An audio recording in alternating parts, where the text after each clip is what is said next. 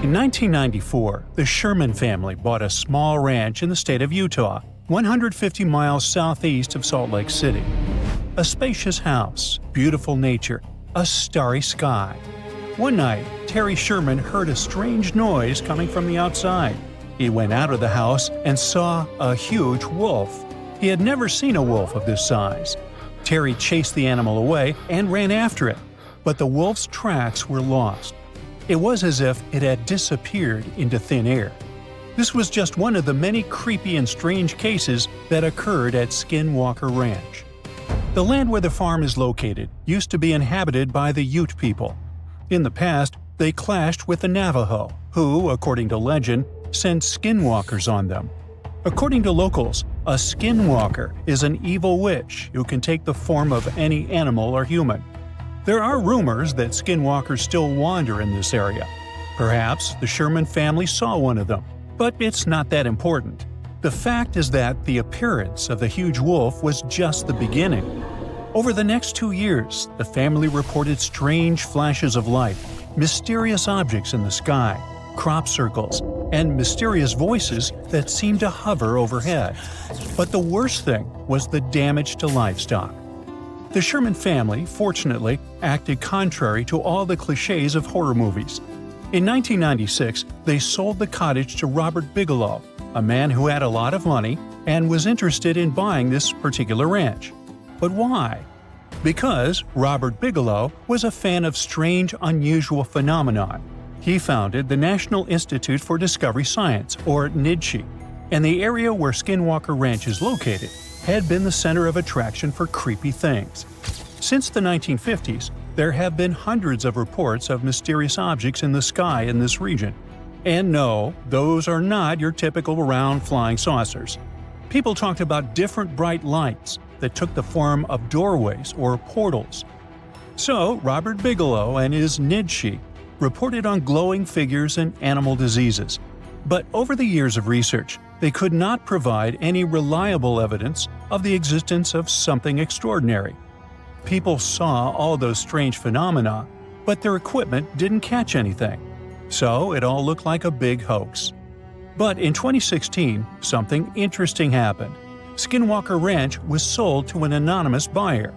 4 years later, the new owner did something no one had done before. Now imagine how cool it would be if all the strange phenomena were recorded not on old video cameras with poor quality, but on cool equipment with high-resolution video recording, powerful microphones, thermal imagers, and sensors. And what if you could also watch a live broadcast using this equipment? Well, that's exactly what the new rancher did. His name is Brandon Fugal, a real estate mogul from Utah. He not only bought the ranch, but also signed a contract with the History Channel to create a show, The Secret of Skinwalker Ranch. The point of this project is to apply a scientific approach to unexplained phenomena. To do this, he turned the ranch into a big reality show that's been running for 5 years. The first thing Brandon Fugal stated was that there would be no falsifications, fakes, or computer graphics. No show exploring strange phenomena can compare with this one in terms of realism and authenticity. Fugal uses thermographic imaging systems, plane transponder data receivers, magnetometers, special cameras that detect infrared radiation and convert it to images, and other complicated scientific equipment. He shares all the data with the audience and allows the most devoted fans of the show to monitor 50 cameras with microphones installed throughout the territory live at any moment. For money, of course. Membership in the Skinwalker Ranch Insiders program starts at $8 per month. During the entire existence of the show, more than 10,000 people have signed up. Participants can not only watch the ranch through cameras, but also rotate them and zoom in and out. In addition to cameras and thermal imagers, Fugal launched special lasers into the sky that reflect off any surface. If the sky is clear, the lasers go far up. If there's an object, the lasers reflect off it. In one of the episodes, they used this equipment to detect something flying and invisible. Fugal also said that he had seen strange flying objects with his own eyes. Skinwalker Ranch turned out to be a real twilight zone for him. Now one day, the camera footage showed one of the doors slam shut. Just like that, without any wind. Other terrible phenomena are connected with livestock. Animals often get hurt, and many of them simply don't survive. And there are loads of such strange, unexplained cases. Each episode of The Secret of Skinwalker Ranch is dedicated to a phenomenon and its exploration. But has expensive equipment helped to unravel any secrets or prove the existence of extraterrestrial or mystical forces? If this had been confirmed, the whole world would probably already know about it. Therefore, at the moment, it's just an interesting show for fans of mysterious phenomena. There's no direct evidence of the existence of anything unusual there. But, at the same time, there's no explanation for many creepy things. The show offers a huge scope for speculation and research. Local folklore, flying objects, strange voices, not unlike mine, and many unexplained phenomena are all in one place. If all these stories are true, why are they happening exactly in this area? There are a lot of theories, but let's look at a few of the most popular ones. The first and most obvious one. Imagine that you have a popular show that makes you money. People watch it only because it shows mysterious, inexplicable things. But what if there's an explanation? In this case, the popularity of the show will drop and you'll lose money. It's logical, but why would a real estate mogul with a fortune of several $billion deceive people? Besides, if you watch some episodes, you'll see that Fugel is truly passionate about this project. One of the most popular theories is about visitors from other planets. After all, we have glowing flying objects, bright lights in the sky, electrical interferences, and the ability to elude camera lenses. Also, some believe that an unknown object is hidden in the mountain, located next to the ranch. What if it's a spaceship that crashed there millions of years ago and was swallowed by the mountain? It may be emitting bizarre radiation that drives animals crazy and causes hallucinations in humans. A popular, but a rather banal version. Let's move on. The next theory is similar to the previous one, but instead of guests from another planet, it speaks about guests from another dimension. Ooh. Meet the multiverse version. Some unknown creatures from another reality come here, explore this ranch, and leave. This theory explains why some flying objects in the sky look like portals. Those portals may cause malfunctions in electrical appliances. There's one weak point in this theory. Why do these portals appear on the lonely ranch and nowhere else? A strange choice of travel for the residents of other dimensions. Now, the most likely theory belongs to a neuroscientist who claims that all the oddities on the ranch are connected to the geophysical force of the planet. Seismic activity, geomagnetic fields, and shifts in tectonic plates can affect some parts of the human brain responsible for hallucinations. Electromagnetic forces can also affect the stable operation of electrical appliances. So, perhaps all the oddities of this place are the result of increased seismic activity. Glowing lights, giant wolves that leave no footprints, and voices in the air can be a massive hallucination. But if this is true, why doesn't anything similar happen in other places with seismic activity? This idea leads to another theory related to electromagnetic interference. This phenomenon incapacitates batteries, drones, microphones, video cameras, and other equipment. Perhaps it affects the human brain too. But what about those poor affected animals? There are still too many unanswered questions, so stay tuned. Can you pronounce this name of the Aztec capital city? Yes, it's quite difficult to say in English and above my pay grade. Okay, it's Tenochtitlan. And Mayan cities are hard to pronounce too. Consider Jaxchilan. They must be part of the same language, right? Well, not really. The Aztecs and the Mayas were among the most famous Mesoamerican peoples. That's present-day Central America. But they didn't speak the same language, and they weren't even the same civilization. The two nations lived in different eras. The Aztecs dominated the region from the 14th to the 16th century. Back in Europe, this was near the end of the Middle Ages. The Mayas came before the Aztecs. Historians believe they started building city-states in the 3rd century. Their peak lasted until the 10th century. Now, this doesn't mean that the Mayas and the Aztecs didn't have contact with each other. But at the time this happened, the Mayas were on a decline, so the Aztecs traded more with their descendants than with real Mayan people. The two civilizations didn't even live in the same place. The Aztecs built their cities in the north of what is today Mexico. The Mayas lived to the south of them in the Yucatan Peninsula. Yes, that's also in Mexico nowadays. But the Mayas inhabited parts of modern-day Guatemala and Belize as well, and they spoke a number of languages. There's a whole Mayan language family they spoke, not just one language. Some of those languages have survived through today. Estimates show that there are 6 million indigenous Maya people groups spread across Central America. In Guatemala, there are 21 Maya languages recognized by the authorities. Further north, in Mexico, the number of official languages is 29. For the Aztecs, the situation is much simpler. They had a single language. It still has around 1.5 million native speakers, mostly in central Mexico. That's more than any other family of indigenous languages in the region. But is there a chance a speaker of Aztec languages can understand a speaker of the Maya language? Not by a long shot. The two languages are completely unrelated. In fact, they didn't even share the same writing systems. The Mayans were more advanced because they used hieroglyphs. Yep, like the ancient Egyptians. Instead of letters that make up words, ancient civilizations used tiny pictures to symbolize an object or a concept. When the Mayas wanted to write the word jaguar, for example, they would draw a small image of the animal. In total, their writing system had more than 800 characters like this one. Way too complicated compared to the modern way we write down words.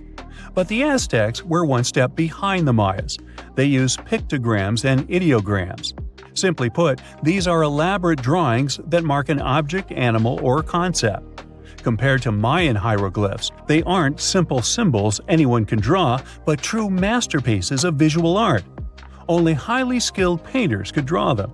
I don't say write because, technically, the Aztecs didn't have a writing system. So you could say that the Mayas were more advanced when it came to language. After all, they had the only known fully developed language in the Americas before the arrival of Europeans. But in terms of culture and economy, the two societies weren't that much different.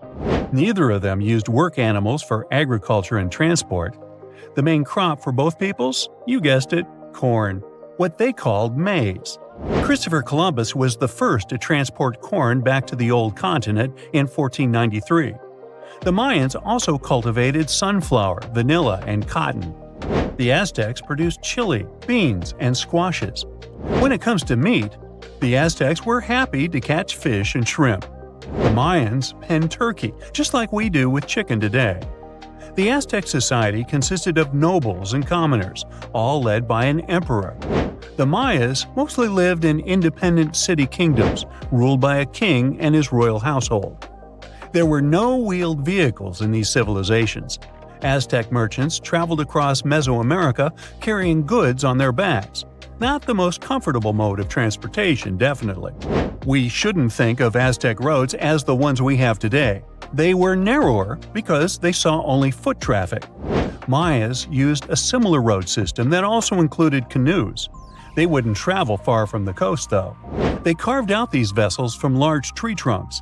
An average Mayan canoe was 50 feet long. That's the length of a modern-day yacht. The goods these Mayas traded ranged from salt to pearls. They considered meat a luxury good, together with gold, copper, and turquoise. And can you guess the currency of Mayan merchants? Let me give you a hint. It wasn't metal and paper like it is today, but cocoa beans. They had a fixed market price, which made them the ideal payment option. The situation in modern societies is not much different. Around 2/3 of all countries have pegged their currency to the US dollar. For Mesoamericans, cocoa beans were their green banknotes. The Aztecs used the same exact currency, but with a twist. They had something called axe money. One axe was worth 8,000 cacao seeds. I bet their exchange offices were fun places to work. When it comes to minerals, jade was highly esteemed in both cultures. The Mayas and the Aztecs made tools and ornaments from it. These peoples believed jade brought beauty and long life to the person who wore it. Their jade mines were located in present-day Guatemala. And remember that city from the beginning that we could hardly pronounce? The founding of the Aztec capital gives an insight into the belief system of the whole nation. According to legend, the Aztec deity told them to build a city in the place where an eagle sits on a cactus with a snake in its talons. They saw this happen on an island in a lake. This is where they built the city. If you want to find it on the map of Central America today, look for Mexico City. That's the site of an ancient Aztec capital. It even got its name from the ancient nation, because Mexica was an alternate name for the Aztecs. They constructed the city on small artificial islands. It was slightly bigger than the surface area of London Heathrow Airport. The Mayas didn't have a capital city as we know it today. Their civilization spanned across 40 cities. These settlements had a population of 5 to 50,000 inhabitants. Today, these sites could be classified in terms of size as small American towns. But the total number of Mayan cities is not final. Archaeologists keep discovering new ones deep in the jungle of the Yucatan Peninsula. Quite recently, researchers unearthed a new site in the southeast of Mexico. They found a number of stone columns and named the city after the Mayan word for it. Back in the day, the city was part of the central Maya lowlands. Today, this region is covered with thick jungle. The Maya abandoned their settlements in this area around the 8th and the 9th century. Historians still cannot agree on why this happened. Some claim overpopulation was the main issue. Others argue the trade routes collapsed, so Mayan cities couldn't flourish anymore. Whatever the case, northern Mayan cities lived on. The descendants of these peoples were there when the Europeans stumbled upon them several centuries later. The Aztecs were also present in today's Mexico at this time, but contact with a foreign culture didn't bring them much good. There was an outbreak of smallpox that sealed the Aztecs' fate. This doesn't mean that this American nation left the world stage forever, though. Every time we say words like avocado, chili, guacamole, chocolate, and coyote, we are actually reviving the Aztec language. These words are present in pretty much every language on the planet. Mayan words also entered modern English. Linguists argue that the word shark actually comes from a Mayan language. This is the word these ancient Mesoamerican people used for fish. Both ancient civilizations left behind pyramids, and they look very similar in style. The only hint that can help you differentiate between them is that there are way more Mayan ruins that still exist today. Finally, regarding maize, or corn as we call it, there's a story among the Maya descendants that their process of harvesting corn back then was called amazing. Get it? Maize? Corn? Okay, I made that up. You're not surprised, are you?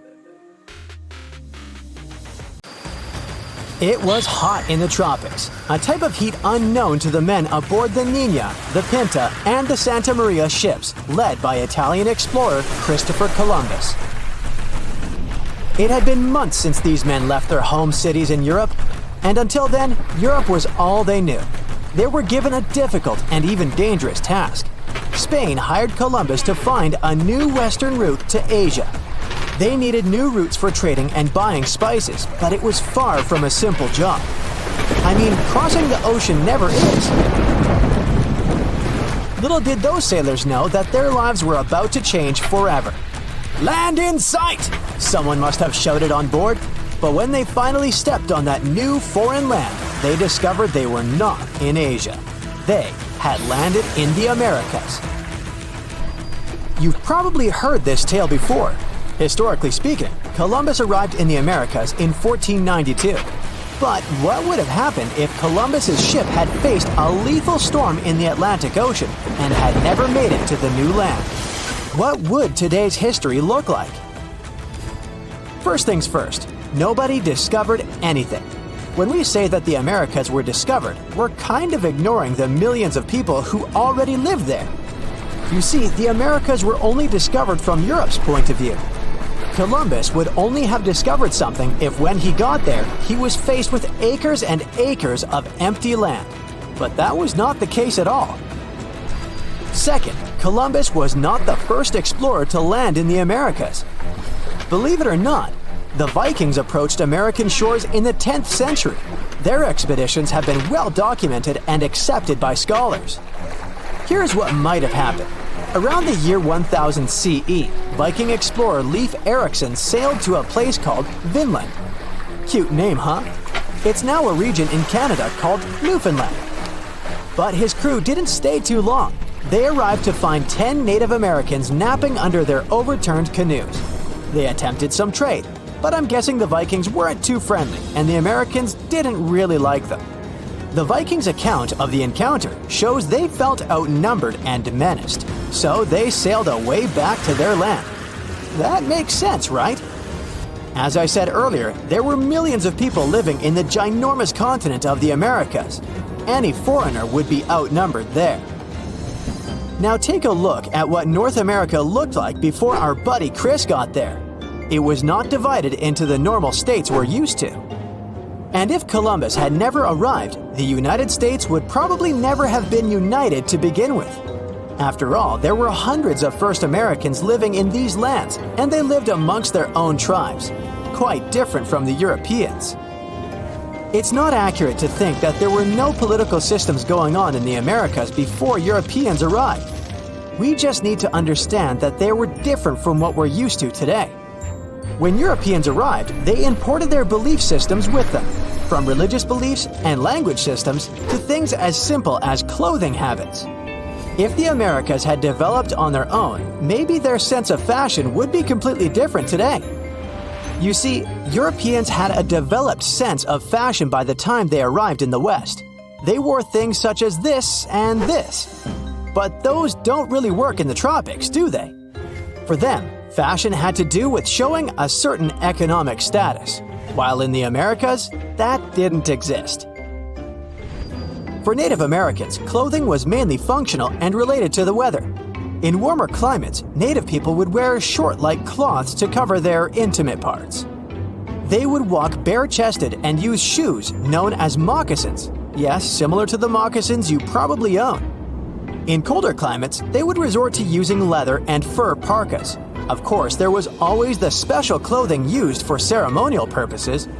So I'm guessing that if Columbus never reached the Americas, brands such as the Gap, Hollister, and Forever 21 would have never existed. But we could live with that, couldn't we? Here's a wild thought. Let's say that by the 1700s, Native Americans had developed complex engineering skills. They built big boats, maybe a bit smaller in size than the traditional European ships, and decided to venture across the ocean.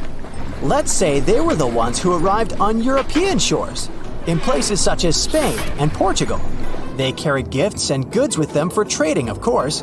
This was also a common practice amongst them back home, known as potlatch. Sure, they were received with suspicion by the Europeans, who had only ever traded with Asia. But with this inverted encounter, a different type of relationship began between Native Americans and Europeans.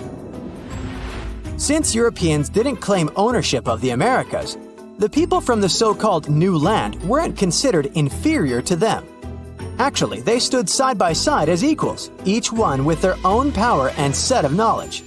Native Americans taught Europeans a new type of ruling system, a more decentralized one. So modern-day structures of government would look really different. Maybe Europeans decided that 4 years was a long time for someone to hold decision power, so they implemented smaller and more frequent elections. Oh, and the landscape of European cities also changed a lot. Instead of huge statues made of copper and bronze showing men in ships on their way to the Americas, the Europeans built totem poles in honor of their alliances with first Americans. In terms of medical and medicinal knowledge, they had a lot to exchange about. While Europeans were making advances in traditional medicine, Americans had developed an impressive knowledge of herbs that could heal a series of things. Before they knew it, Europeans were selling different varieties of plants in their pharmaceutical establishments. They had one big barrier though: language. Since Europeans never arrived on American shores, they also never taught their language to Americans. So maybe in this scenario, both cultures brought in their best linguists and tried creating a new language from scratch. something that could be comprehensible from both perspectives and that could encompass both of their worldviews. The implications of this on modern-day life would be really profound if you stop to think about it. Let's say that this newly created language involved some symbols and drawings in it. You see, Native Americans often told stories using symbols known as pictograms. They were quite literal sometimes. As you can see, a mountain was represented by, well, a mountain. It's crazy to think that this system of communication has been around for 5,000 years, since it was actually invented by the Sumerians. And hey, maybe even our laptop keyboards would come equipped with these symbols, and you could write more visually hybrid and fun emails than the ones you write today. The American landscape would have also changed. You see, if neither Columbus nor any of the other European dudes that went after him reached the so-called New Land, Central and Latin American cities would look completely different than they do today. Maybe the bustling empires of the time, such as the Inca, the Maya, and the Aztec, would have grown immensely. To be fair, they were already pretty big by the time Europeans got there. Some pre-Columbian Maya cities were as big as medieval London and Paris in terms of population. But oh my, the Mayan Empire would have grown so much that it could have spread out all over of Central America. They could have developed their pyramid building craft up to the point that they managed to build an even larger pyramid than the Giza pyramid in Egypt. So tourists would come from all over the world to visit.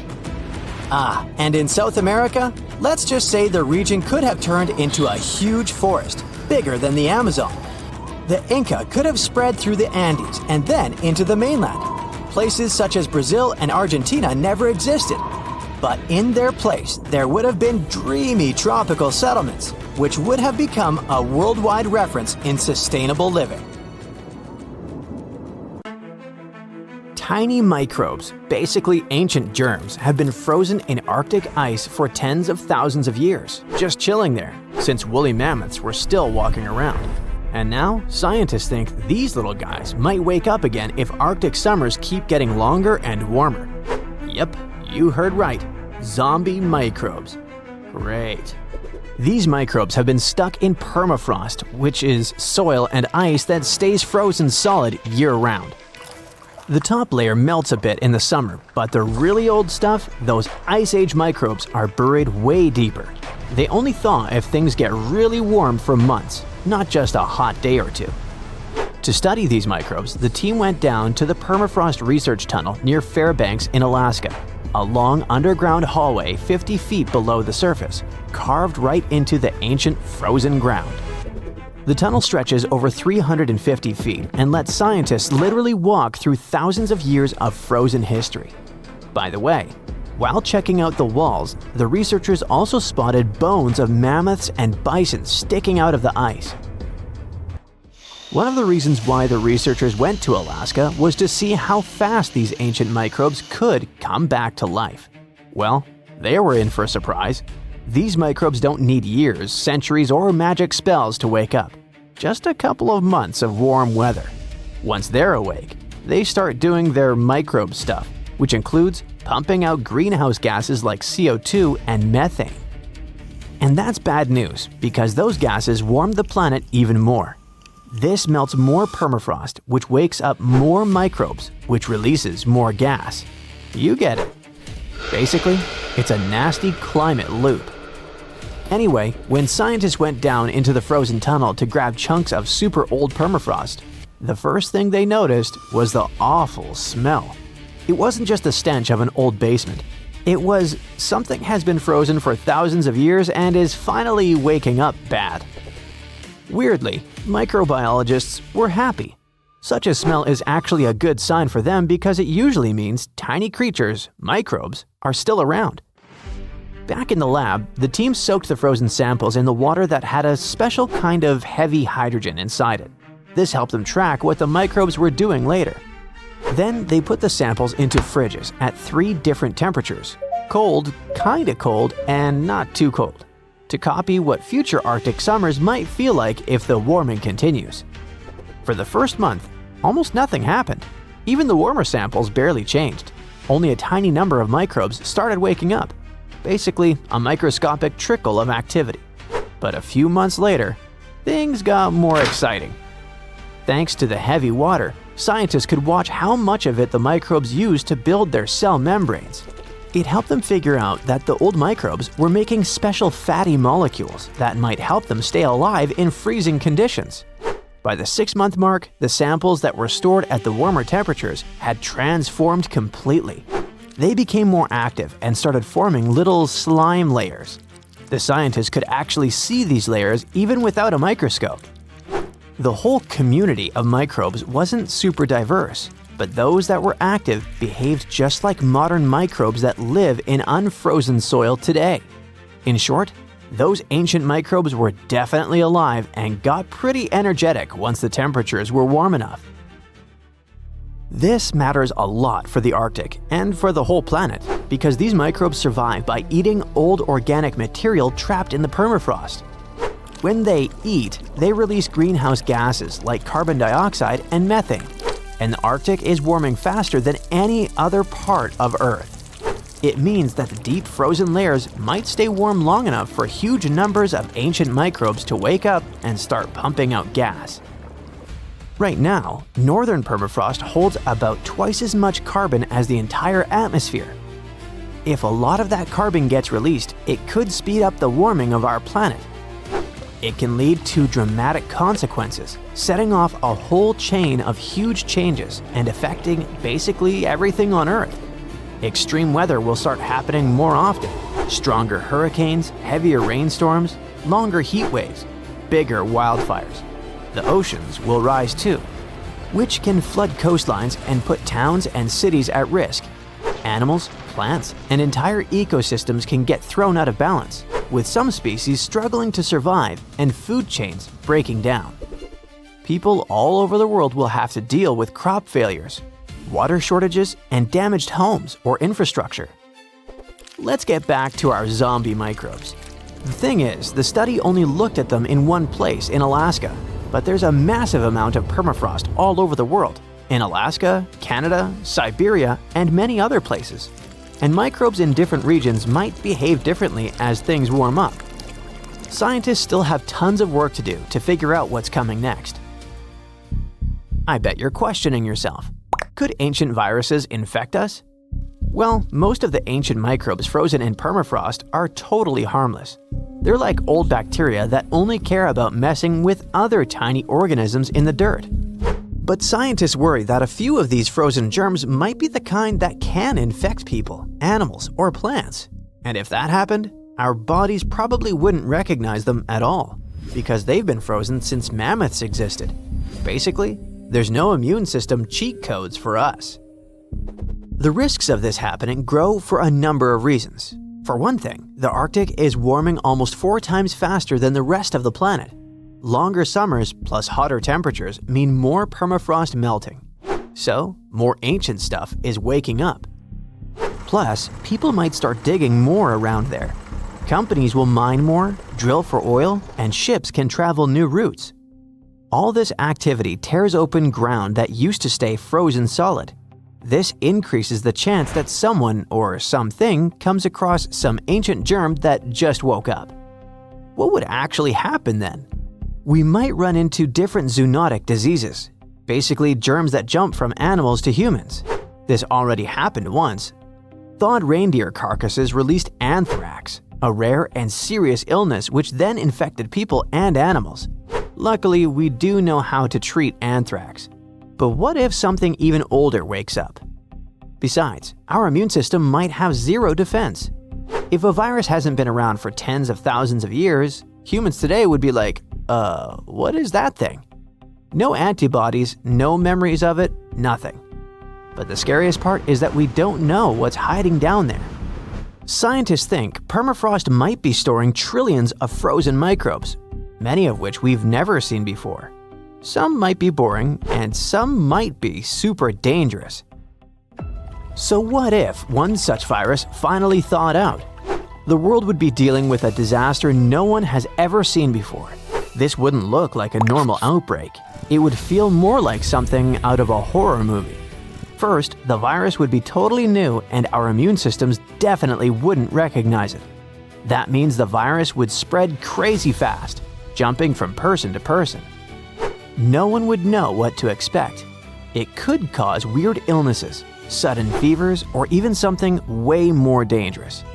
Stuff as scary as the diseases people faced in old times. Scientists digging in permafrost already look for traces of those ancient diseases, so it's not impossible. Once it escapes, the virus wouldn't stay local for long. With people traveling everywhere and companies rushing into the warming Arctic for mining and shipping, the infection could go from one small Arctic village to major cities all over the world within days. Hospitals would fill up instantly and doctors and nurses would run out of supplies. Businesses would shut down. Food supplies could crash if the virus hit farm animals or crops. Shipping and travel could freeze completely. Fear and panic would spread around the globe almost as fast as the virus itself. There'd be no vaccine and no cure, because no one has ever seen this virus before. Scientists would have to start from zero. In short, a zombie virus outbreak would be totally unpredictable, and the modern world is certainly not ready for it. Archaeologists were looking for the long-lost tomb of Cleopatra when they found something that seemed too good to be real. Roughly 43 feet underground beneath a ruined Egyptian temple, there was a perfectly straight tunnel, carved through solid sandstone. The tunnel is over 4,200 feet long, and so precise that experts called it a geometric miracle.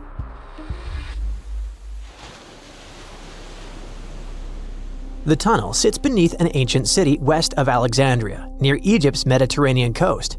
The team that found it carefully peeled back layers of stone and debris until they hit this passage, about 6.5 feet tall, cut cleanly into bedrock. There were no collapse marks or wandering curves, just precision. If you've ever tried to drill a straight hole into a wall at home and failed within seconds, imagine doing this underground for nearly a mile. Ancient builders had no GPS, no lasers, no modern surveying tools. Yet, this tunnel stays remarkably level over its entire length. That means they understood gradients, angles, and distance in a way that goes far beyond stack stones and hope. Engineers today rely on machines to maintain that kind of accuracy underground. These people relied on knowledge, repetition, and patience. Parts of the tunnel now sit underwater or collapsed, probably after several earthquakes that struck the region centuries ago. Some experts think the tunnel may have once connected the temple to water sources or ritual areas closer to the sea. Archaeologists noticed that the Egyptian tunnel is an exact replica of the Eupalinos tunnel in Greece. It's believed to be one of the most important engineering achievements of antiquity, which only makes the Egyptian tunnel more special. Underground passages in ancient Greece linked temples to sacred springs. Back in ancient times, people moved through space in specific ways, underground and above, to reenact myths and journeys of gods. A tunnel like this could represent a path to the underworld, rebirth, or divine transition. Nobody would invest this much effort in construction just for decoration. Plus, in earlier digs at the site, archaeologists pulled up all kinds of artifacts, including coins with the names and faces of Cleopatra VII and Alexander the Great. They also found figurines, statues of deities, a mummy with a gold tongue, and even an entire cemetery packed with Greco-Roman style mummies. The perfect geometric tunnel isn't an isolated flex. Not far away, underwater archaeologists off the coast of Alexandria uncovered something that sounds like it belongs in a royal travel documentary. A 2,000-year-old pleasure boat that once glided along the Nile. And this wasn't just another fishing vessel or cargo barge. It likely stretched over 115 feet long and 23 feet wide, and had a decorated cabin, plus around 20 rowers, which turned the river into a moving palace. This isn't speculation pulled out of thin air. An ancient Greek geographer named Strabo wrote about these exact boats around the 1st century BCE. He described lavish vessels used by royalty during festivals and ceremonial outings in Alexandria. For years, historians treated that as a poetic exaggeration. Then, this wreck surfaced, and suddenly, Strabo sounded less like a storyteller and more like a witness. Even ancient art backs it up. The Palestrina mosaic from Italy shows richly decorated boats floating down the Nile. They match both the texts and the physical evidence almost perfectly. Inside the wreck, archaeologists found something small but incredibly human. Graffiti scratched into the wood in Greek. Just writing left behind by someone who stood on that deck 2,000 years ago. Researchers haven't fully decoded the text yet, but its existence alone matters. It tells us this wasn't just a floating symbol of power. People lived on it. It was sort of like a modern luxurious yacht, and the Nile was like a highway. All types of vessels with passengers were moving back and forth, visiting friends, carrying their goods for trade, doing business, and, of course, going on pleasure cruises. The location of the pleasure boat makes the story even better. The boat sat near the temple of Isis on Antirodos, an island that once hosted royal and religious buildings before earthquakes and rising seas erased it from the surface. That temple collapsed around 50 CE, and researchers believe the boat may have sunk during the same disaster.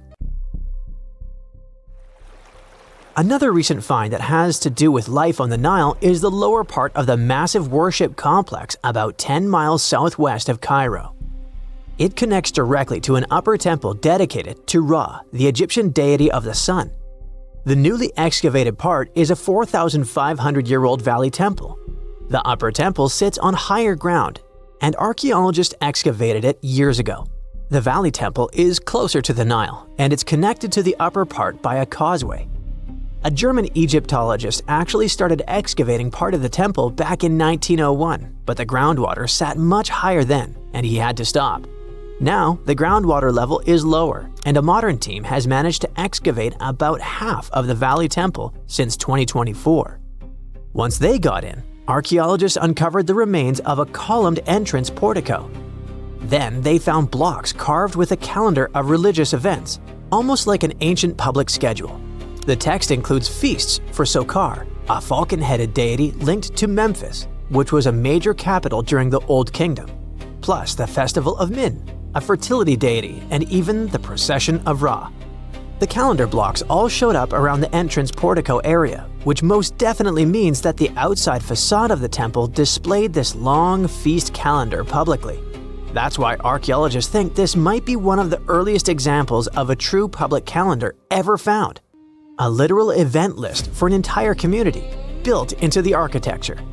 On top of that, the team found dozens of decorated blocks covered in inscriptions that named a pharaoh who ruled around 2420 to 2389 BCE and had the temple built.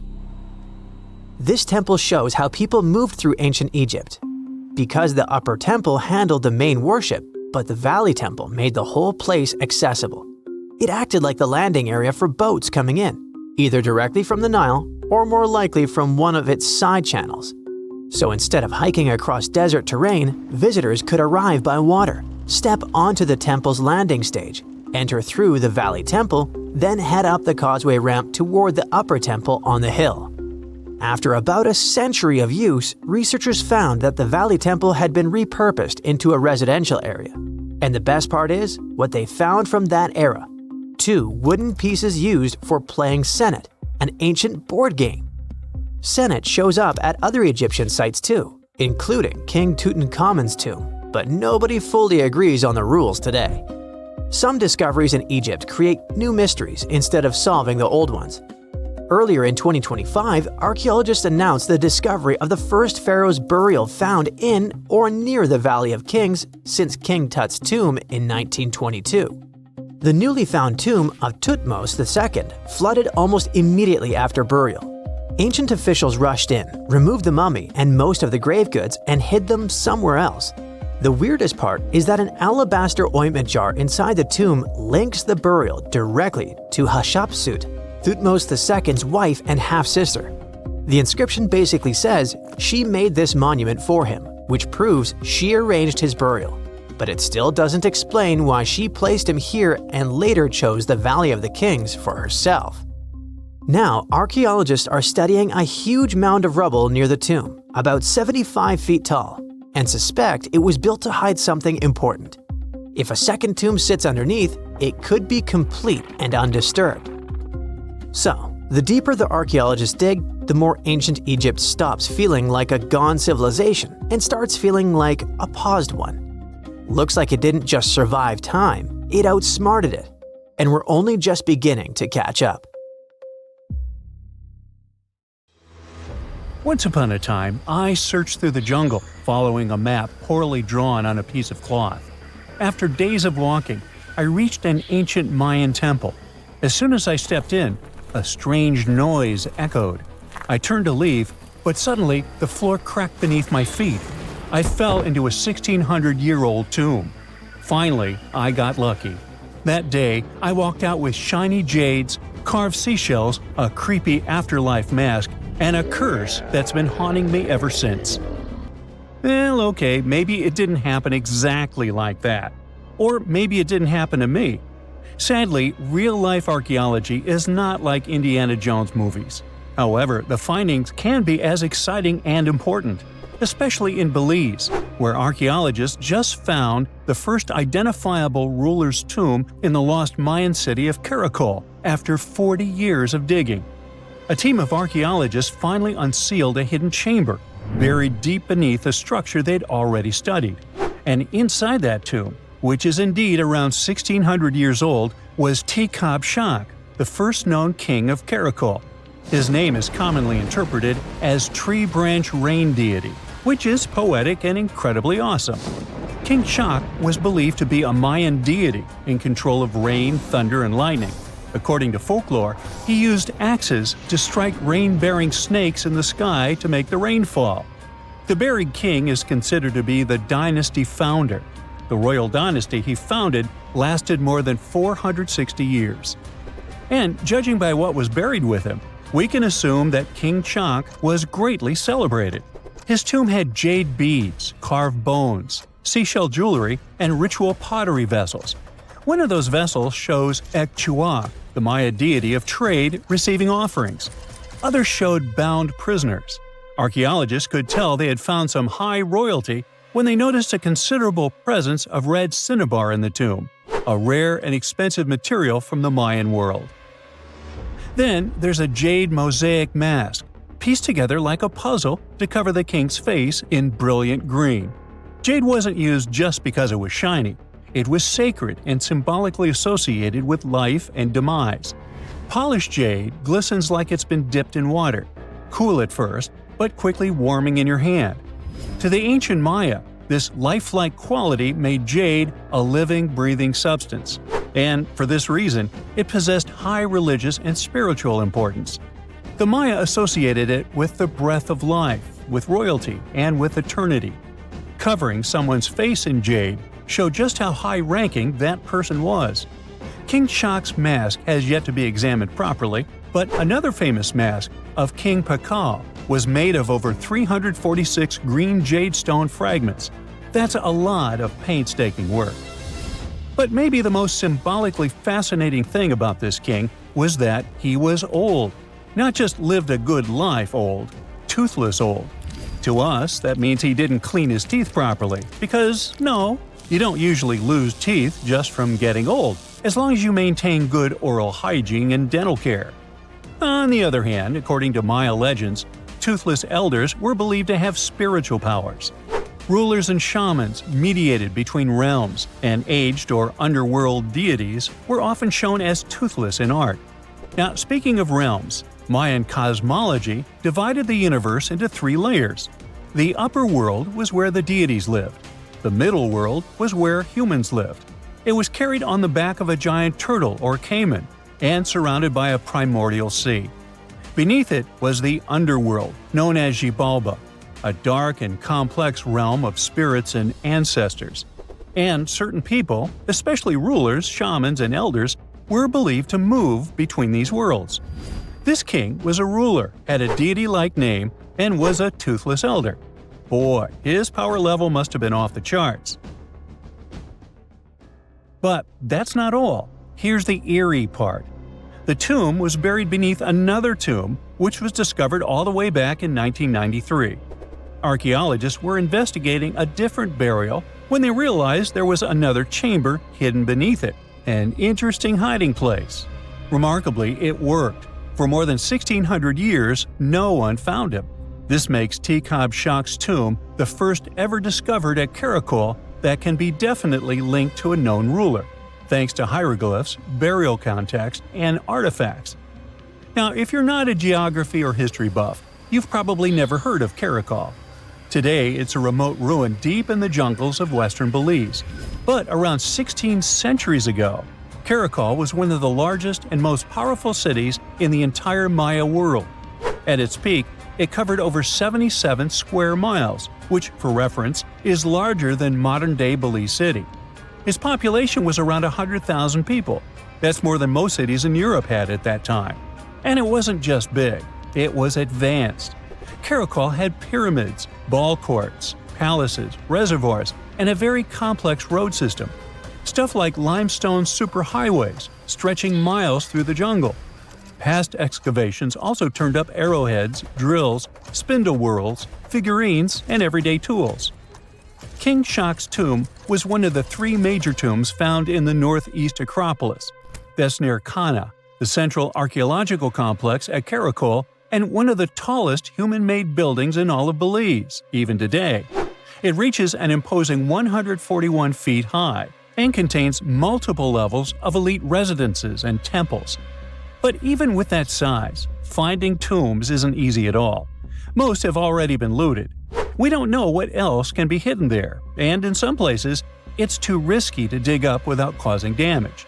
That's why it took researchers decades to finally find something untouched. However, they were able to report over 850 burials and 175 tombs at Karakol over their 4-decade-long project. One of the earliest tombs, dating to around 350 CE, was a cremation burial containing ritual artifacts such as obsidian blades, atlatl spear points, and ceramic styles associated with central Mexico. So, if you're an archaeologist, this city seems to be an old historical gold mine. And old historical gold mines often come with warnings. For one thing, it's "keep out, the ceiling might fall on you." Besides, even though scientists are excited about this discovery, if the king can really walk between realms, he's probably annoyed by all this. So what happens now that the king's eternal rest has been disturbed? Well, by opening and stepping into the tomb of Tekhab Shak, archaeologists basically stepped into a sealed sacred place. Maya tombs weren't just holes in the ground with a fancy coffin. They were sealed like cosmic vaults, locked up with stone, soil, and sometimes elaborate closing rituals. The goal was to mark the end of their use and protect what was inside. Archaeology at Karakol and other Maya cities shows this in action: thick sealing layers, termination offerings, and carefully placed debris, all saying, "This place is done, keep out." Today's archaeologists still treat them that way, working under Belizean laws and cultural protocols, making sure they explore with respect for what these spaces meant to the people who built them. However, it's eerie to think about mythology and whether King Shak is going to haunt the archaeologists. I guess we'll see. They shouldn't be afraid because he's old and has no teeth. Maybe he will annoy them with rain. He's named after a rain deity, after all, and we still don't know about his true power level. The Mayans were a fascinating civilization, and their structures are still among the most mysterious ones you can find. Despite being isolated from the known world, they also built pyramids without cranes, mapped stars without telescopes, and knew how to bury a king. Karakol is full of secrets: a hidden tomb under another tomb, a toothless king with a scary-looking mask and a deity's name. Almost unbelievable. And amazingly, there is still stuff being found. So maybe it's not too late for me after all. But first, let's see the aftermath of this curse, huh? Now, it's been barely a century since the Titanic sank, but scientists say that already, within just a few decades, its wreckage could disappear almost entirely. Meanwhile, a Greek wooden shipwreck that's around 2,400 years old is still looking good. Is it because of some ancient shipbuilding magic, the materials, or something entirely different? Well, let's find out. In the red corner, the infamous Titanic really doesn't need an introduction. It was the largest ship of its time, stretching nearly 900 feet in length. Constructed using strong steel plates and held together with iron and steel rivets, it was powered by coal-fired steam engines. Inside were dining rooms, elevators, even a swimming pool. In 1912, Titanic set out from Southampton, heading for New York, with about 2,200 people on board. 4 days later, it hit an iceberg. The hull tore open, water rushed in, and the unsinkable ship went to the bottom of the North Atlantic, nearly 2.5 miles down. When explorers finally found it in 1985, it looked surprisingly complete, with 2 large pieces mostly intact. But time, pressure, and salt water have been eating away at it ever since. Parts like railings have fallen apart, decks have sunk, and entire sections are starting to break down. At this rate, experts believe that by around 2037, most of what's left could be gone. Meanwhile, in the blue corner is the Greek Challenger. In 2018, researchers exploring the Black Sea made a very different kind of discovery. About 6,600 feet below the surface, they found a Greek merchant ship that sank around 400 BCE. Now, it's only about 75 feet long, but it's still clearly recognizable as a ship. The mast and rudder are visible. It was most likely a cargo ship, built for short and medium-range trips, transporting goods between ports rather than across open oceans. Whatever happened, it sank deep in the Black Sea and stayed there, surprisingly well preserved. The wood hasn't disintegrated, and the shape of the ship is still easy to recognize even after so much time. This doesn't seem possible, but the explanation is really cool. In almost every situation, wood is far less resilient than steel. Steel is one of the strongest materials humans have ever made. It can handle huge pressure and heavy loads for years. That's why modern ships, skyscrapers, and bridges are built from it. Wood is soft, flexible, and much weaker. It deteriorates rather quickly, especially when exposed to sunlight, oxygen, and water. Wooden shipwrecks are doomed to disintegrate sooner or later. Salt water soaks in, fibers break down, and living things start to eat it. In shallower warm seas, wood becomes a meal for shipworms. Well, not actual worms, but mollusks that drill through timber like underwater termites. They feed on wooden ships, and in just a couple of decades, poof, gone. So, by all logic, the Titanic, made of solid steel, should be the one lasting longer, and the Greek ship, made of wood, should have turned to dust centuries ago. But that's only true when both are exposed to a similar environment. Titanic's remains are in the North Atlantic. It's one of the harshest environments on Earth. The wreck lies about 12,500 feet deep, where the pressure is more than 370 times greater than at the surface. Temperatures hover just above freezing, and the water is loaded with salt and dissolved oxygen. When iron and steel meet oxygen and salt water, they form iron oxide, or rust. But the Titanic's decay isn't just chemical, it's also biological. In the 1990s, scientists discovered special bacteria on the wreck called Halomonas titanicae. These microbes actually feed on the metal itself, building fragile, icicle-shaped formations called rusticles. Rusticles may look solid, but they're brittle and hollow, like coral made of rust. As they grow, they break off, taking bits of the ship with them. Every rusticle that falls means a little more of the Titanic disappears. Add to that strong underwater currents and deep-sea pressure, and it's easy to understand why the wreck is slowly collapsing in on itself. The Black Sea, on the other hand, has some fascinating traits that make it unique. Its structure is like a giant layer cake, made of 2 completely different oceans stacked on top of each other. At the top, you have regular seawater, full of oxygen and marine life. But below about 600 feet, it's quite the opposite. The deeper layer is dense, salty, and completely cut off from the surface. Scientists call this stratification, meaning the layers don't mix much, kind of like oil and vinegar after they've settled in a bottle. That happens because rivers on one side bring in a lot of fresh water, while salty water from the Mediterranean sneaks in through a narrow passage near Turkey. The fresh water floats on top because it's lighter, trapping the heavier, saltier layer underneath. Now here's the cool part. That lower layer has been sealed off for thousands of years. No oxygen reaches it, so oxygen-dependent marine life can't survive. Instead, it's filled with hydrogen sulfide, a gas produced by bacteria that live off decaying organic matter. In other words, the environment helps preserve materials by preventing typical biological decay. Without oxygen and living creatures to feed on wood or metal, whatever sinks there basically ends up frozen in time for quite a while.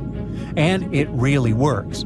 Even delicate things like rope, leather, and fabric have survived at those depths. That's why archaeologists love this place. They've recorded over 60 shipwrecks – Greek, Roman, Byzantine, and Ottoman, many of them remarkably well preserved. Ancient shipbuilders were true artists. They didn't have machines or metal welding, but they knew how to make wood strong enough to survive storms and long voyages. By the 5th century BCE, Greek builders had developed ships capable of traveling on long-distance Mediterranean trade routes. Their design stayed mostly the same for centuries. You could say they were the trucks of the ancient world, just slower. Over time, humans kept improving their ships. By the Middle Ages, sailing vessels had multiple masts and complex rigging, allowing them to cross the oceans instead of just hugging the coast. Then came the Age of Exploration, massive wooden ships with cannons, global trade, and sea empires. By the 19th century, wood had reached its limits. Steam engines replaced sails, and iron and steel replaced timber. Ships got bigger, faster, and stronger.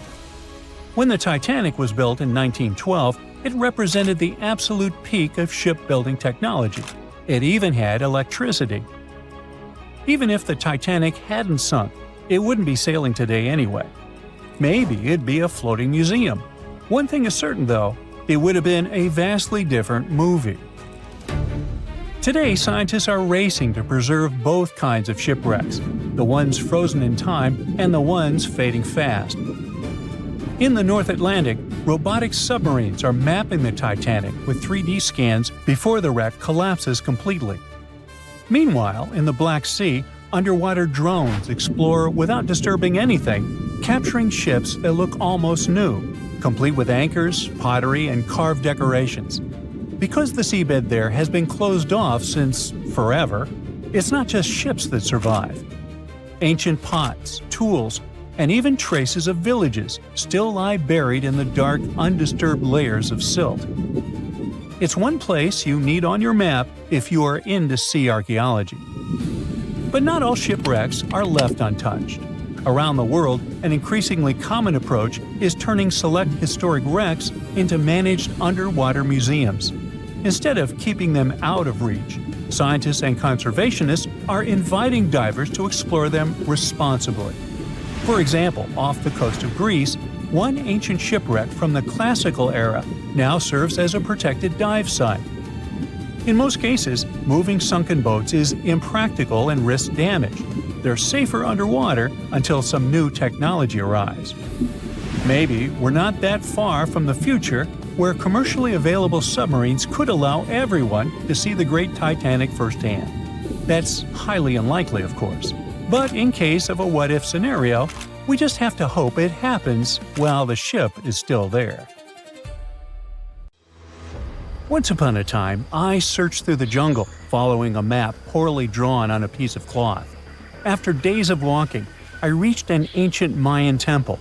As soon as I stepped in, a strange noise echoed. I turned to leave, but suddenly the floor cracked beneath my feet. I fell into a 1,600-year-old tomb. Finally, I got lucky. That day, I walked out with shiny jades, carved seashells, a creepy afterlife mask, and a curse that's been haunting me ever since. Well, okay, maybe it didn't happen exactly like that. Or maybe it didn't happen to me. Sadly, real-life archaeology is not like Indiana Jones movies. However, the findings can be as exciting and important. especially in Belize, where archaeologists just found the first identifiable ruler's tomb in the lost Mayan city of Caracol after 40 years of digging. A team of archaeologists finally unsealed a hidden chamber, buried deep beneath a structure they'd already studied. And inside that tomb, which is indeed around 1600 years old, was Tikab Shak, the first known king of Caracol. His name is commonly interpreted as Tree Branch Rain Deity, which is poetic and incredibly awesome. King Shak was believed to be a Mayan deity in control of rain, thunder, and lightning. According to folklore, he used axes to strike rain-bearing snakes in the sky to make the rain fall. The buried king is considered to be the dynasty founder. The royal dynasty he founded lasted more than 460 years. And judging by what was buried with him, we can assume that King Shak was greatly celebrated. His tomb had jade beads, carved bones, seashell jewelry, and ritual pottery vessels. One of those vessels shows Ekchuak, the Maya deity of trade, receiving offerings. Others showed bound prisoners. Archaeologists could tell they had found some high royalty when they noticed a considerable presence of red cinnabar in the tomb, a rare and expensive material from the Mayan world. Then there's a jade mosaic mask, pieced together like a puzzle to cover the king's face in brilliant green. Jade wasn't used just because it was shiny. It was sacred and symbolically associated with life and demise. Polished jade glistens like it's been dipped in water, cool at first, but quickly warming in your hand. To the ancient Maya, this lifelike quality made jade a living, breathing substance. And for this reason, it possessed high religious and spiritual importance. The Maya associated it with the breath of life, with royalty, and with eternity. Covering someone's face in jade showed just how high-ranking that person was. King Shak's mask has yet to be examined properly, but another famous mask of King Pakal was made of over 346 green jade stone fragments. That's a lot of painstaking work. But maybe the most symbolically fascinating thing about this king was that he was old. Not just lived a good life old, toothless old. To us, that means he didn't clean his teeth properly, because no, you don't usually lose teeth just from getting old, as long as you maintain good oral hygiene and dental care. On the other hand, according to Maya legends, toothless elders were believed to have spiritual powers. Rulers and shamans mediated between realms, and aged or underworld deities were often shown as toothless in art. Now, speaking of realms, Mayan cosmology divided the universe into 3 layers. The upper world was where the deities lived. The middle world was where humans lived. It was carried on the back of a giant turtle or caiman, and surrounded by a primordial sea. Beneath it was the underworld, known as Xibalba, a dark and complex realm of spirits and ancestors. And certain people, especially rulers, shamans, and elders, were believed to move between these worlds. This king was a ruler, had a deity-like name, and was a toothless elder. Boy, his power level must have been off the charts. But that's not all. Here's the eerie part. The tomb was buried beneath another tomb, which was discovered all the way back in 1993. Archaeologists were investigating a different burial when they realized there was another chamber hidden beneath it, an interesting hiding place. Remarkably, it worked. For more than 1,600 years, no one found him. This makes Tikab Shak's tomb the first ever discovered at Caracol that can be definitely linked to a known ruler, thanks to hieroglyphs, burial context, and artifacts. Now, if you're not a geography or history buff, you've probably never heard of Caracol. Today, it's a remote ruin deep in the jungles of western Belize. But around 16 centuries ago, Caracol was one of the largest and most powerful cities in the entire Maya world. At its peak, it covered over 77 square miles, which, for reference, is larger than modern-day Belize City. Its population was around 100,000 people. That's more than most cities in Europe had at that time. And it wasn't just big, it was advanced. Caracol had pyramids, ball courts, palaces, reservoirs, and a very complex road system. Stuff like limestone superhighways stretching miles through the jungle. Past excavations also turned up arrowheads, drills, spindle whorls, figurines, and everyday tools. King Shak's tomb was one of the three major tombs found in the northeast Acropolis. That's near Kana, the central archaeological complex at Karakol, and one of the tallest human-made buildings in all of Belize, even today. It reaches an imposing 141 feet high and contains multiple levels of elite residences and temples. But even with that size, finding tombs isn't easy at all. Most have already been looted. We don't know what else can be hidden there, and in some places, it's too risky to dig up without causing damage. That's why it took researchers decades to finally find something untouched. However, they were able to report over 850 burials and 175 tombs at Karakol over their 4-decade-long project. One of the earliest tombs, dating to around 350 CE, was a cremation burial containing ritual artifacts such as obsidian blades, atlatl spear points, and ceramic styles associated with central Mexico. So, if you're an archaeologist, this city seems to be an old historical gold mine. And old historical gold mines often come with warnings. For one thing, it's "keep out, the ceiling might fall on you." Besides, even though scientists are excited about this discovery, if the king can really walk between realms, he's probably annoyed by all this. So what happens now that the king's eternal rest has been disturbed? Well, by opening and stepping into the tomb of Tekhab Shak, archaeologists basically stepped into a sealed sacred place. Maya tombs weren't just holes in the ground with a fancy coffin. They were sealed like cosmic vaults, locked up with stone, soil, and sometimes elaborate closing rituals. The goal was to mark the end of their use and protect what was inside. Archaeology at Karakol and other Maya cities shows this in action: thick ceiling layers, termination offerings, and carefully placed debris, all saying, "This place is done, keep out." Today's archaeologists still treat them that way, working under Belizean laws and cultural protocols, making sure they explore with respect for what these spaces meant to the people who built them. However, it's eerie to think about mythology and whether King Shak is going to haunt the archaeologists. I guess we'll see. They shouldn't be afraid because he's old and has no teeth. Maybe he will annoy them with rain. He's named after a rain deity, after all, and we still don't know about his true power level. The Mayans were a fascinating civilization, and their structures are still among the most mysterious ones you can find. Despite being isolated from the known world, they also built pyramids without cranes, mapped stars without telescopes, and knew how to bury a king. Karakol is full of secrets: a hidden tomb under another tomb, a toothless king with a scary-looking mask and a deity's name. Almost unbelievable. And amazingly, there is still stuff being found. So maybe it's not too late for me after all. But first, let's see the aftermath of this curse, huh? Well, this eerie Lake Huron discovery may be that it possibly contains the remnants of an entire civilization. Whoa, wait, sounds like Atlantis, right? Well, not exactly. But if there really had been an ancient underwater civilization here, it must have been a pretty advanced one. Around 10,000 years ago, two sharp glassy flakes broke off a stone tool and landed on the ground unnoticed. They stayed buried there for thousands of years, until 2013. Then scientists pulled up a small chunk of mud, about the size of a milk carton, from the bottom of Lake Huron, 100 feet underwater. Inside the mud, they found those same two flakes made of obsidian, a shiny black volcanic glass that forms when lava cools quickly. After careful testing, they realized these flakes came from Central Oregon, which is quite a distance, about 2,500 miles away.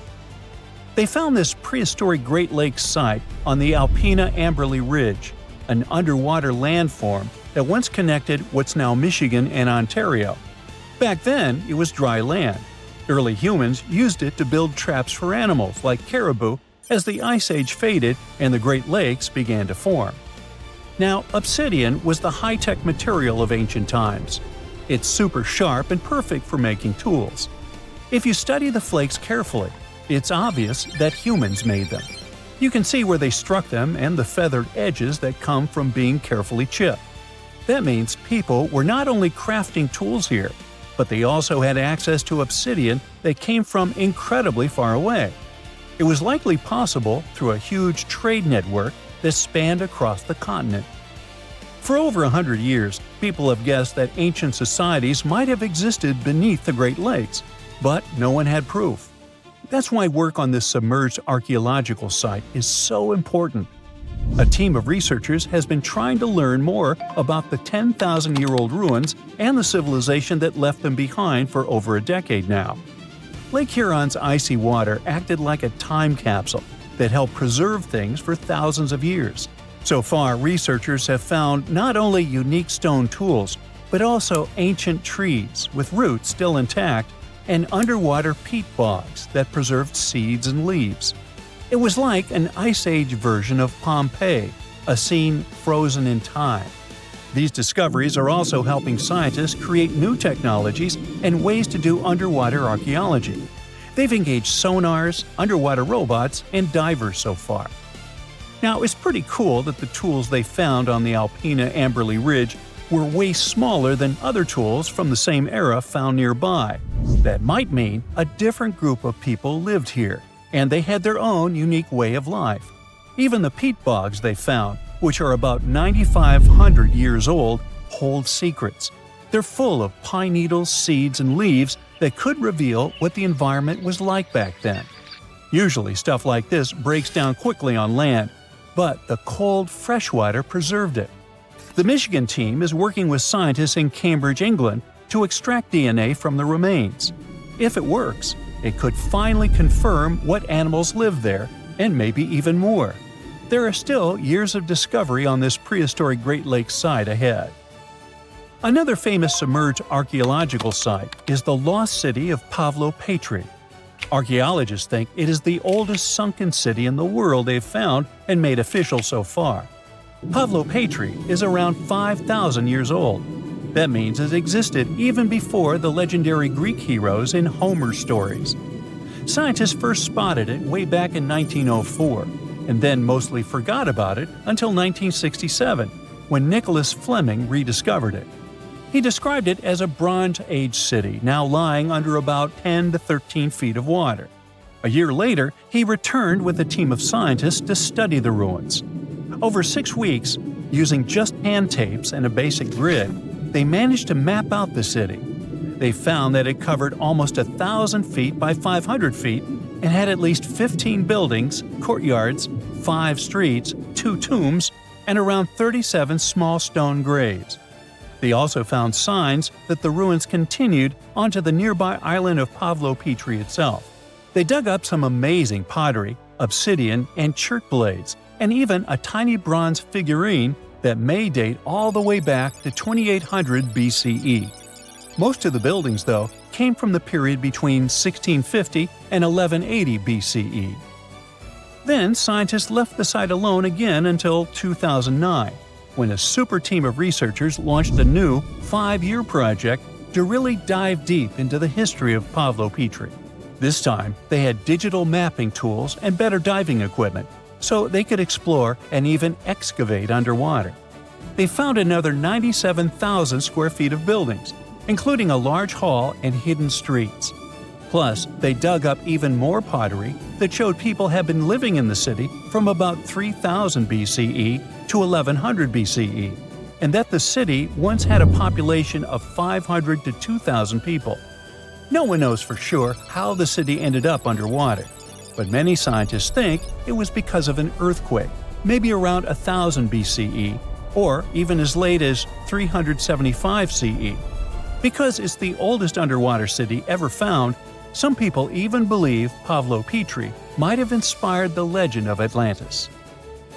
Another contestant for the Atlantis title lies near Japan. Back in 1986, a local diver was exploring the waters near the Ryukyu Islands when he found a giant structure made of perfectly shaped steps and sharp edges. It was 82 feet underwater. Today, the Yonaguni Monument is one of the most mysterious underwater sites on the planet. The structure is nearly half a football field in size. It looks like a massive stone pyramid with layers of platforms and steps stacked one on top of another. No one really knows where it came from or who built it. Some experts think the monument might be more than 10,000 years old, which would make it older than the Egyptian pyramids. One theory is that it could be the last remains of a lost civilization called Mu, a mythical Pacific society kind of like Atlantis. Others believe an ancient culture that lived in Japan as early as 12,000 BCE might have built it. But many scientists and geologists are skeptical about this possible underwater ancient civilization, even though Yonaguni has narrow passageways, arched openings, and right angles that almost look like city blocks. They say that the site looks a lot like natural rock formations, like the Giant's Causeway in Northern Ireland, for example. The whole monument is still connected to a bigger chunk of bedrock, which means it wasn't built piece by piece. And the way the layers of rock are stacked probably has more to do with earthquakes and tectonic movement. It's located in the very active Pacific Ring of Fire. One marine geologist kept going back down there, and every time he found something new. He says he spotted tool marks in the rock, symbols carved into stone faces, and even rock formations shaped like animals. He believes these carvings point to a culture that came from mainland Asia. He said he had identified 10 different structures off Yonaguni, including a ruined castle, a triumphal arch, 5 temples, and even a huge museum. These buildings seem to be connected by roads and channels, and some parts are surrounded by what could be giant stone walls. The explorer believes the city is at least 5,000 years old, based on stalactites found in underwater caves nearby, which would have only formed after the caves flooded. His supporters say they have never seen an earthquake create shapes like this, above or below water. But skeptics blame it all on erosion and insist that whirling underwater currents and sea creatures left holes in the rock. Now, if you want to form your own opinion about it, the spot is open for visitors, and it's definitely a super fun diving experience. Over the years, archaeologists have uncovered all kinds of stuff on runestones: curses, poems, protective magic spells, and even inheritance disputes. However, a newly uncovered ancient Norse artifact known as Svingerud Stone has just one word on it. Sounds boring, right? Well, think again, because this might just be the oldest runestone ever discovered. Almost 2,000 years old. But that's not all. Excavations are still ongoing, and depending on what follows next, it could unravel secrets and the true meaning behind the mysterious magical runes. So let's explore and see just how much known history you can rewrite with only one engraved word on a stone. A long time ago, during the first few centuries of the Common Era, Scandinavians and Romans crossed paths. They traded goodies like glass and silver. And eventually, Roman customs and even written culture ended up north. The Nords liked the Roman alphabet but wanted their own letters copyrighted. So they decided to create their own unique characters, which they called runes. Almost 20 centuries later, in 2021, archaeologists were excavating an Iron Age burial site near the village of Svingerud in eastern Norway. Among the cremation graves, they uncovered a reddish sandstone slab that would become a centerpiece in a major Norwegian archaeological discovery. It's the size of a coffee table, measuring just over 12 inches across. The stone was found buried with burned bones and charcoal, part of an early cremation grave. The stone had runes engraved into it, looking rough and shallow, like they were scratched with the tip of a knife or something needle-like. Runestones are not unusual. Archaeologists are used to uncovering runic inscriptions, especially in this region. However, tests show that both the burial site and the carving on the stone likely date back to somewhere between the 1st and 3rd centuries. That places it deep in pre-Viking history, centuries before the Viking Age officially began around 800 CE. That makes it one of the oldest reliably dated examples of early writing in Scandinavia. When you look at these carvings, they either look like magical symbols made to call on Nordic deities to help you, or like random scratches made by an angry man hitting a stone with something sharp. But these are real letters, crude but intentional. It's an ancient writing system used by Germanic tribes across Northern Europe. They were engraved into wood, bone, or stone. Their shapes are straight, angular lines because curves were tough to carve with the tools they had back then. When they met with the Roman Empire, rather than just borrowing Latin letters, the Germanic tribes took the idea of writing and carved out their own version. The original alphabet was called Elder Futhark. It had 24 letters. We can find them on artifacts dating from around the 2nd to the 8th century CE. Its name comes from its first 6 letters: F, U, Th, A, R, and K. Each rune probably had a name that matched the sound it made. For example, the rune that sounds like A was called Anzus. However, nobody from back then left us a memo explaining the names. In fact, the knowledge of how to read them was forgotten until 1865, when Norwegian linguist Sophus Bugge deciphered them by comparing clues. He examined later rune alphabets and ancient poems that referenced the runes, like a detective sketching a suspect from scattered witness clues. For many runes, especially the oldest ones in the Elder Futhark, the meaning is still open to interpretation. They weren't common knowledge, which is reflected by the fact that only some 350 surviving inscriptions remain. This changed eventually when the Scandinavian language evolved from Proto-Norse into Old Norse, spoken by mighty Vikings. The Elder Futhark was reduced from 24 to 16 runes to reflect the changes in the language, thus becoming the Younger Futhark, which was far better spread. Runes weren't really used to write books or keep daily records. Instead, you'd find them carved on gravestones, weapons, and various tools. It's believed that people used runes to show ownership, honor loved ones who had passed away, leave short messages, or sometimes for protection or magic. In the early days, some runes probably had special spiritual or ritual meanings too. One interesting fact about runestones specifically is that they were often used for self-promotion or boasting, like an ancient social media status or a tweet posted on a wall, or better said, a stone. One such example of a runestone from the 11th century where a man named Vigmund had it carved for himself, calling himself the cleverest of men. He even added that he was a ship captain, and yes, he made sure everyone knew that while he was alive. In the Old Norse poem Havamal, Odin says he hung on the world tree for 9 nights, pierced by a spear, to gain knowledge of the runes. This goes to show just how powerful and mystical those symbols were perceived to be. It's fitting that the word rune comes from a Proto-Germanic word which can be translated as secret or whisper. There's a common saying about power being in words, and for the old Germanic tribes, that power felt like actual magic. It's also why it's important to know when this magic came to be. And the Svingerud runestone tells us that. But it's not just when it was written, it's also what's written on it, where, and why. The location where the Svingerud stone was discovered is already a significant archaeological site. It's famous for its incredible discoveries, including the remarkable Jormunbu helmet, the only Viking helmet ever found in Norway.